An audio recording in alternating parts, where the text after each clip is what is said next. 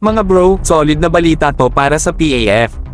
Nagpatayo ang Philippine Air Force ng bagong missile storage facility at basing para sa kanilang Spider Air Defense System, kasama ang tulong mula sa Ministry of Defense ng Israel at Rafael Advanced Systems.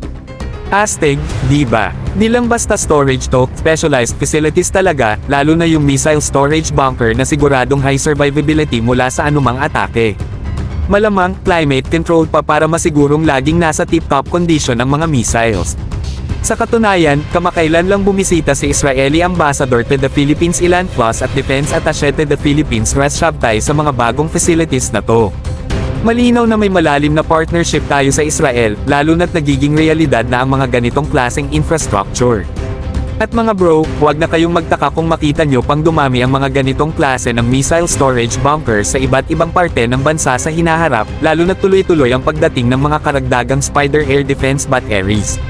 Sa totoo lang, malaking bagay to sa pagpapalakas ng ating defense capabilities, lalo na't sa panahon ngayon, dapat laging handa tayo.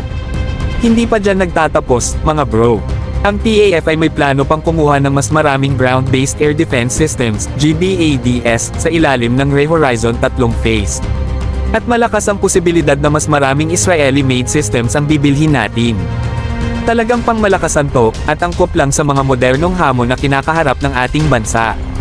Lumalabas na hindi lang basta pagtanggap ng tulong mula sa ibang bansa ang ginagawa natin. Pinapalawak din natin ang ating sariling kakayahan para mas maging matibay ang depensa ng ating bayan. Hindi na basta-basta pwedeng maliitin ang PAF, lalo na't seryoso tayo sa pagdevelop ng mga ganitong klaseng projects.